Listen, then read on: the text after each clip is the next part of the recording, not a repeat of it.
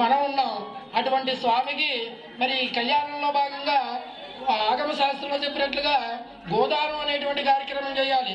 ఆ గోదానం ఎందుకు చేయాలంటే సకల దేవతా స్వరూపునిగా మనం గోవును భావిస్తూ ఉంటాం. అటువంటి గోమాత యొక్క అనుగ్రహం పొందాలంటే గోదానం చేయాలి. అదిగా ఒకటికి ఆ యజమాన దంపతులు కన్యాదాతలు వీళ్ళు రుక్మిణి సత్యభామ సమేతులైనటువంటి ఆ దేవేరులిద్దరికి కూడా కన్యాదాతలుగా ఉండి ఈ కార్యక్రమం అంతా కూడా నిర్వర్తిస్తూ ఉన్నారు. అదిగా కన్యాదాతలుగా ఉండేటువంటి వారు గోదానాన్ని చేస్తున్నారు. భయంత్రి ఓం గౌరస్య ఆత్మ